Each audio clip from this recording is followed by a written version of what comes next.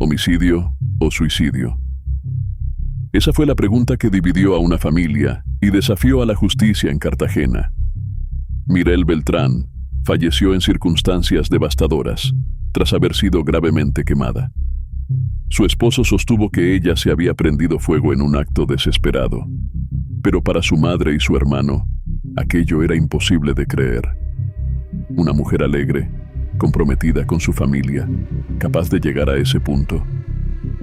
Las dudas crecieron, y con ellas, una investigación que expuso una historia mucho más oscura de lo que parecía. A la 1 de la mañana del 16 de mayo de 2005, un taxi conducido por Wilson Acevedo Barrios circulaba a toda velocidad por algunas de las principales vías de Cartagena. El motivo de su prisa era una grave emergencia doméstica que lo tenía al borde del colapso emocional. Esa noche, el conductor transitaba con urgencia por la avenida Pedro de Heredia, y la razón era comprensible. En el asiento del pasajero viajaba su esposa, gravemente herida. Debido a la velocidad, el conductor no respetó el semáforo en rojo que marcaba el cruce y pocos metros después, impactó fuertemente contra otro vehículo. El conductor del auto afectado descendió enfurecido, con intención de enfrentarlo. Pero al ver el delicado y alarmante estado de la mujer que transportaba el taxi, se contuvo. Wilson regresó al coche, donde su esposa gemía cada vez con mayor intensidad. Sin embargo, tras el impacto, el vehículo ya no encendía. Ante la desesperación, caminó hacia el centro de la vía y obligó a otro conductor a detenerse. En ese nuevo vehículo trasladó a su esposa. 20 minutos más tarde, Wilson Acevedo y Mireille Beltrán Ganen ingresaban por urgencias a la Clínica del Mar, en Cartagena. Poco después, él se comunicó con su suegra, Caridad Ganen. Para Caridad, los detalles del accidente seguían siendo confusos. Creyó que empezaban a aclararse al pasar esa misma noche por el sitio exacto donde minutos antes se había producido el choque. Al ver el estado del taxi, pensó que efectivamente se trataba de un accidente. Sin embargo, esa impresión cambió drásticamente al llegar a la clínica. Una enfermera le informó que no se trataba únicamente de un accidente automovilístico. La mujer había llegado con el cuerpo completamente quemado. Lo primero que pensó Caridad Ganen fue que los médicos se habían confundido de paciente y que la información que le daban correspondía a otra mujer. Volvió a preguntar, pero le respondieron que no podía ver a su hija porque estaban en pleno procedimiento quirúrgico. Poco después, le entregaron una sábana empapada en un líquido medicinal. Al observarla con más atención, vio el sostén de su hija y fragmentos de piel. Al preguntar por el estado de salud de Mireille, una doctora le confirmó que tenía el 90% del cuerpo quemado. Excepto por los pies, las demás partes del cuerpo estaban cubiertas por grandes ampollas, y la piel, tras ser raspada, había quedado de color blanco. Afuera, los familiares de Mireille trataban de entender qué había provocado una tragedia de tal magnitud. Naturalmente, las preguntas se dirigieron a su esposo. Wilson explicó que su esposa había reaccionado de manera descontrolada al enterarse de su decisión de dejarla. Según él, ella actuó impulsivamente, afectada por episodios recurrentes de depresión. Afirmó que Mireille, en un intento por retenerlo, se roció con un líquido inflamable y se prendió fuego. Esa misma versión fue entregada por Wilson a los agentes de policía que se presentaron en la clínica esa noche. Uno de ellos, Douglas Sánchez Paternina, relató que la pareja había discutido por celos y que, aparentemente, ella se roció queroseno y encendió un fósforo, creyendo que lo había apagado, hasta que el fuego se extendió rápidamente. Aunque a los familiares de Mireille esa explicación les resultó difícil de creer, en ese momento la atención estaba centrada en su estado crítico. Cuando los médicos sugirieron trasladarla a una clínica especializada en quemaduras, Caridad pidió a su esposo que vendiera la casa o cualquier pertenencia para costear el tratamiento. Sin embargo, no obtuvo respuesta. Fue una noche larga, marcada por la angustia y la impotencia. Solo hasta las 10 de la mañana los médicos informaron oficialmente sobre el estado de Mireille. Caridad Gannon contactó a una intermediaria del hospital para preguntar por su hija, y fue entonces cuando le comunicaron que Mirelle acababa de fallecer. Aunque ya le habían advertido que la situación era crítica, la confirmación oficial cerró toda esperanza. La causa de la muerte fue un edema severo en las vías respiratorias provocado por las quemaduras. Juan Carlos, familiar de Mirelle, reaccionó con indignación al enterarse del fallecimiento. Dirigió su rabia hacia Wilson Acevedo, a quien responsabilizaba por lo ocurrido. Durante la noche, había tenido una tensa conversación con él en la clínica. Wilson insistía en que todo fue un accidente y que Mirelle se quemó sola. Repetía que no había visto nada, que ella actuó por su cuenta. Desde un principio, Wilson sostuvo que era inocente. Aseguró que amaba profundamente a su esposa y que no logró detenerla. En su declaración ante las autoridades, relató que ella estaba sentada en la cama con un fósforo encendido. Afirmó que intentó convencerla de no hacer nada, pero que todo ocurrió muy rápido. Según su versión, ella soltó el fósforo y el fuego se desató. Dijo haber intentado apagar las llamas con las manos, lo que le dejó quemaduras en un antebrazo y 2 dedos. Pese a esta versión, la familia de Mirelle tenía serias dudas. Algunos detalles les hacían pensar que Wilson no estaba contando toda la verdad. Mirelle Beltrán Gannon había nacido en Cartagena en 1978. Era la mayor de 3 hermanos.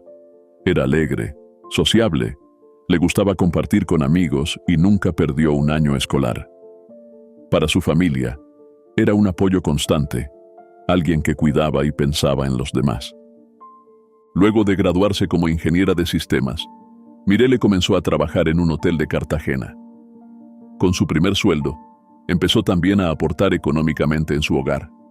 En ese momento, su madre ya se había separado, y Mirelle asumió un papel clave en la familia.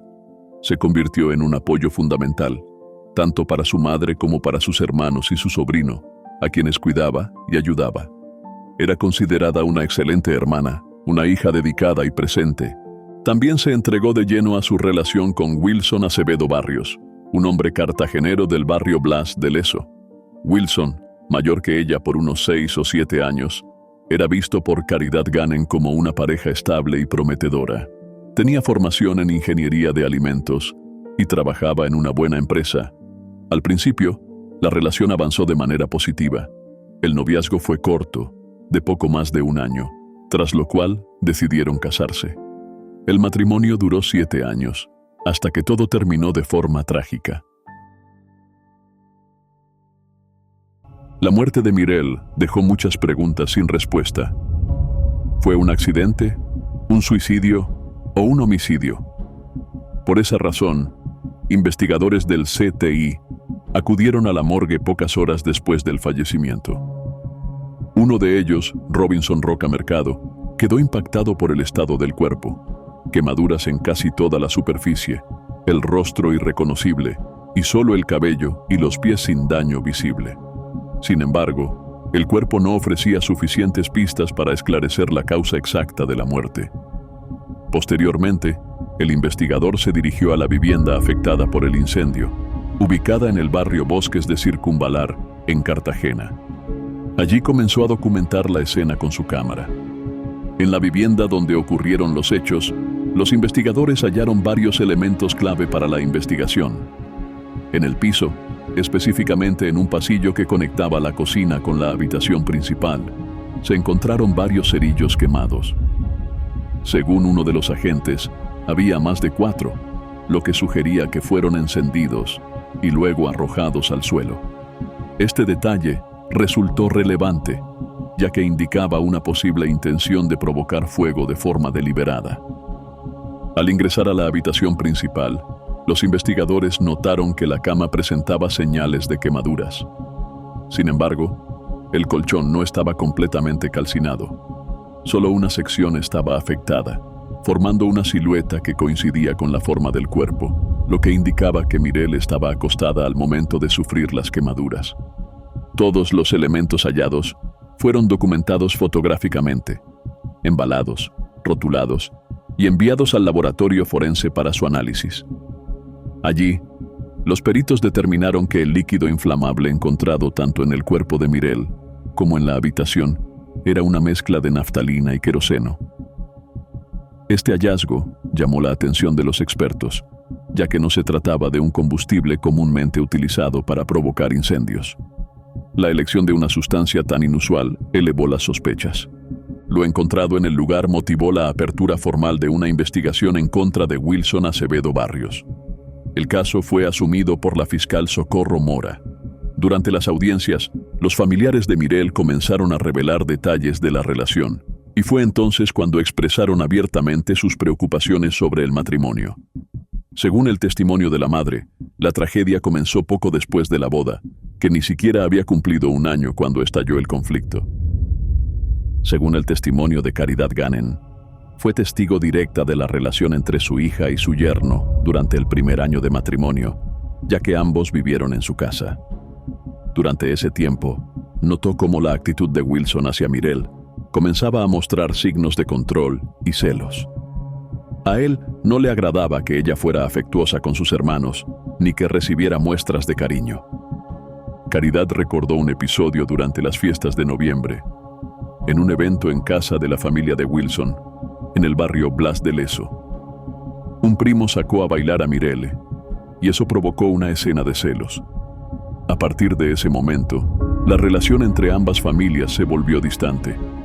En cada reunión o fiesta, las discusiones eran frecuentes.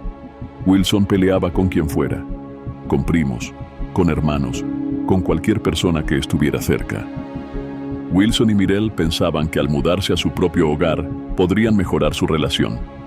Pero según la familia, la situación empeoró. En una ocasión los invitó un domingo a pasar el día en su casa. Durante una conversación, comenzó una discusión entre la pareja. Wilson empujó a Mirel y la agredió verbalmente.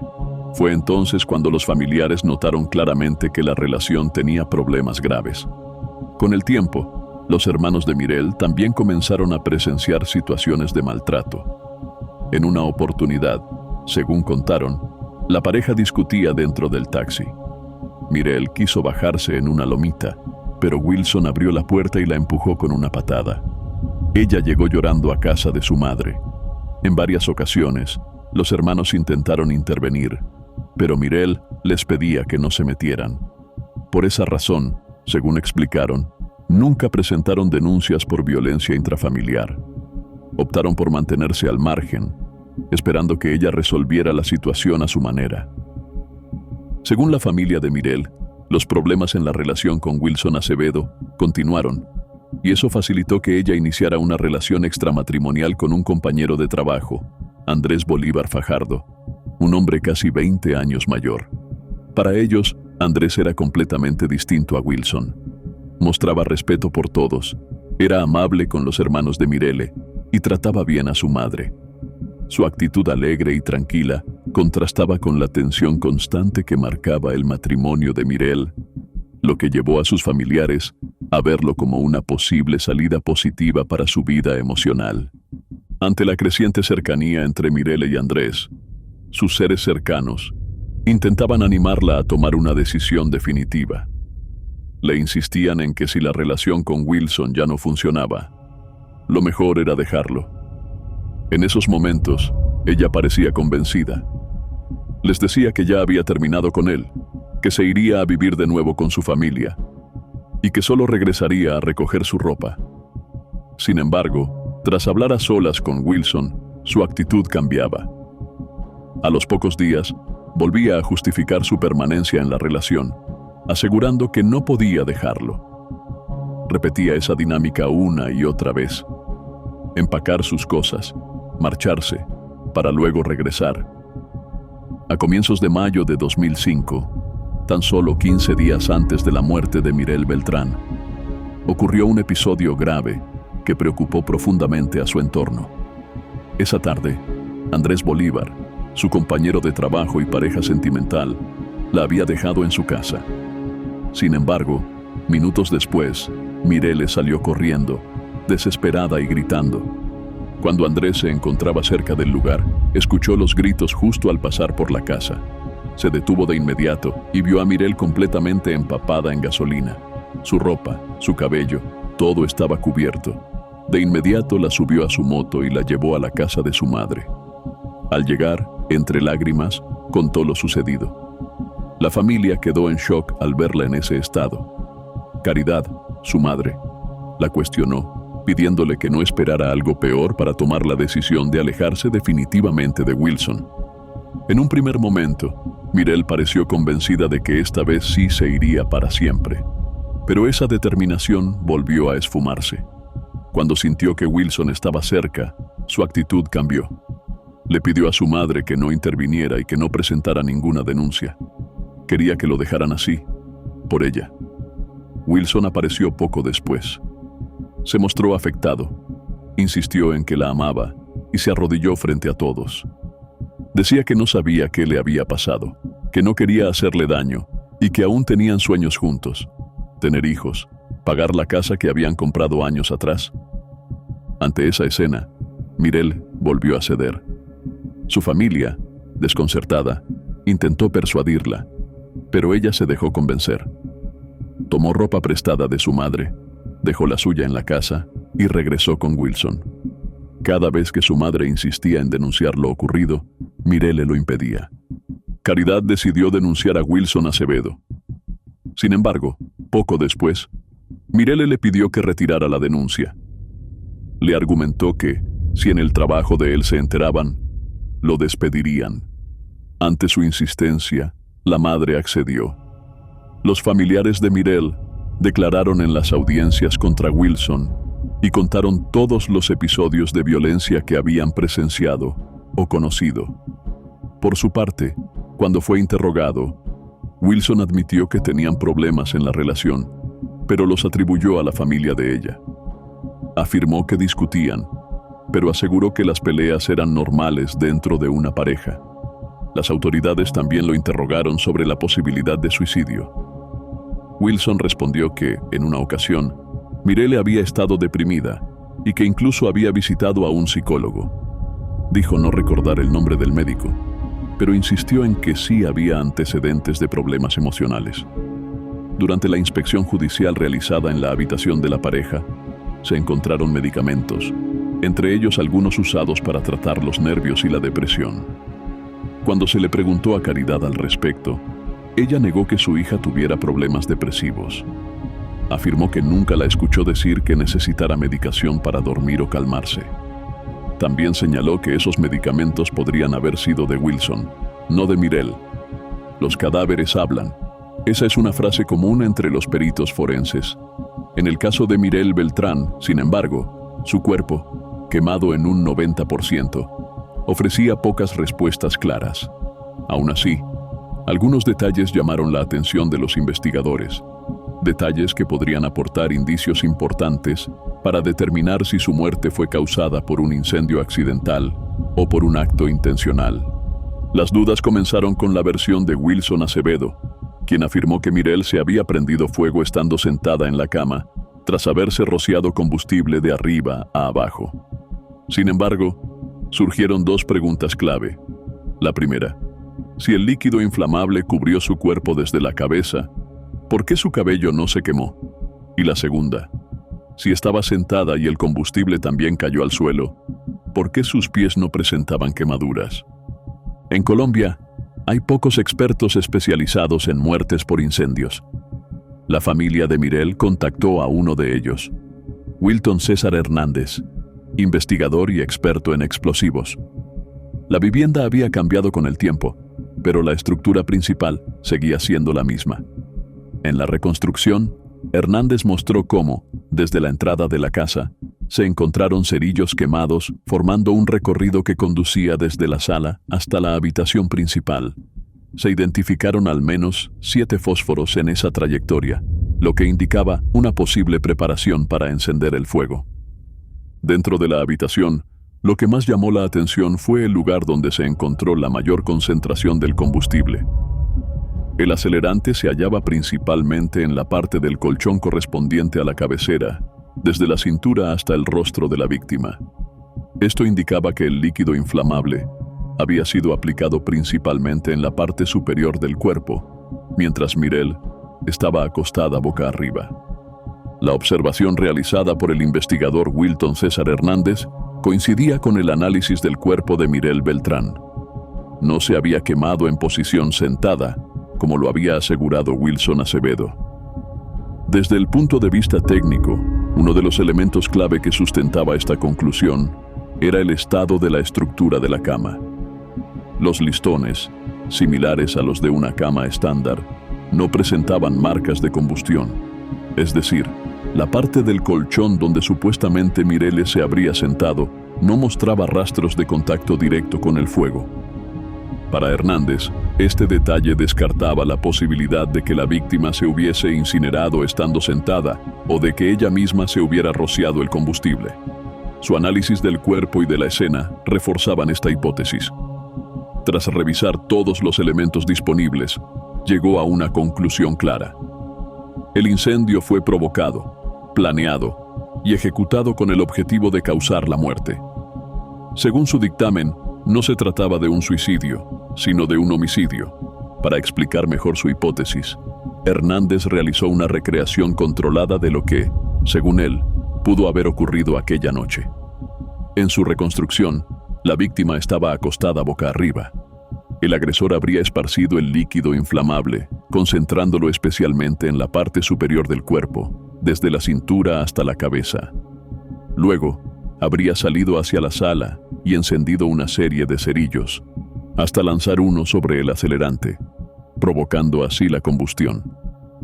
El resultado fue una escena violenta y devastadora, coherente con el informe forense, que indicaba que Mirelle había sufrido quemaduras en el 90% de su cuerpo, lesiones que finalmente le causaron la muerte. Para Hernández, tanto la mecánica del incendio como el estado del cuerpo apuntaban a un acto calculado y brutal. Las autoridades señalaron que un ataque de este tipo no solo requería frialdad y decisión, sino también conocimientos técnicos. La sustancia utilizada, una mezcla poco común, implicaba cierto manejo de química. En ese contexto, el perfil de Wilson Acevedo generó aún más sospechas. Primero se formó como ingeniero de alimentos y posteriormente obtuvo el título de ingeniero químico. Contaba, por tanto, con las herramientas intelectuales para ejecutar un acto tan complejo y destructivo. La defensa de la familia de Mirelle Beltrán reunió varias pruebas con el objetivo de demostrar que Wilson Acevedo Barrios había asesinado a su esposa. Presentaron testimonios sobre violencia intrafamiliar, análisis forenses realizados al cadáver y en el lugar de los hechos, e incluso los estudios universitarios de Acevedo. Todo parecía apuntar a una posible condena severa. Sin embargo, no fue así. 6 meses después del fallecimiento, Wilson Acevedo fue dejado en libertad al ser considerado inocente del delito de homicidio agravado. Para la familia de Mirelle fue un golpe doloroso. Sintieron que la justicia había sido burlada. Ivette Cecilia Hernández, subdirectora de Fiscalía de Cartagena, quien indicó que las pruebas no fueron determinantes para establecer responsabilidad en cabeza de Wilson Acevedo.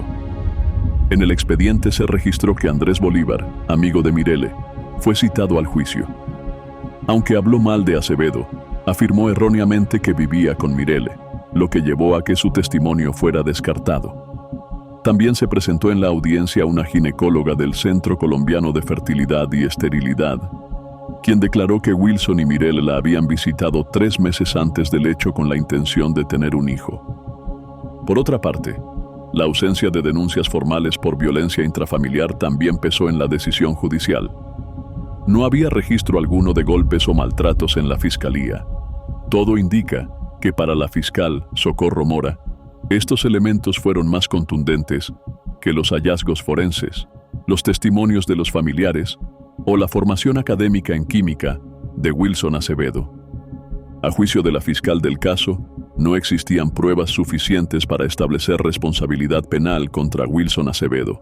Evaluó los elementos procesales y probatorios disponibles y concluyó que los indicios no eran lo bastante graves como para acusarlo formalmente. Por eso, en su momento, determinó que no había mérito para continuar con el proceso en su contra. Para Caridad Ganem, madre de Mirel, fue una decisión difícil de aceptar. No solo cargaba con el dolor de haber perdido a su hija, también sentía el peso de un sistema judicial que, en su opinión, manchaba la memoria de Mirel. En su sentir, Wilson no solo había acabado con la vida de Mirel, sino también con la suya. Cuando le hablaron de apelar, pensó que sería otro esfuerzo en vano, pero el abogado Javier Sarabia la convenció de lo contrario. Al revisar el expediente, encontró especialmente contundente el análisis del perito Wilton Hernández. Señaló que, si el fuego hubiera comenzado desde abajo, lo lógico sería que las plantas de los pies, las pantorrillas, la ropa inferior y la estructura baja de la cama estuvieran completamente quemadas. Sin embargo, las fotografías no mostraban quemaduras en esas zonas del cuerpo de Mirel. Ese análisis y la apelación presentada llevaron a un nuevo pronunciamiento por parte de la justicia colombiana. Se logró demostrar que no se trató de un suicidio. El caso pasó a manos de la fiscal cuarta, Núñez de León de las Alas, quien concluyó que sí existía responsabilidad penal en cabeza de Wilson Acevedo. En consecuencia, presentó el escrito de acusación y logró una condena. El 11 de enero de 2012, Wilson Acevedo Barrios fue hallado culpable del delito de homicidio agravado contra Mirelle Beltrán Ganen y condenado a 28 años de prisión. Sin embargo, cuando las autoridades intentaron detenerlo, ya no se encontraba en su domicilio. Desde entonces, permanece prófugo. Años después del crimen, Wilson Acevedo continúa evadiendo la justicia. Las autoridades en Cartagena han expresado su intención de reactivar el caso y consideran ofrecer una recompensa millonaria a quien proporcione información confiable sobre su paradero, ya que lo consideran un peligro para la sociedad. Este caso genera muchas preguntas sobre la justicia, la violencia y las decisiones difíciles en familia. ¿Qué opinas tú? Te leemos en los comentarios, siempre con respeto. Deja tu opinión en los comentarios. Y si te interesa nuestro contenido, no olvides suscribirte al canal.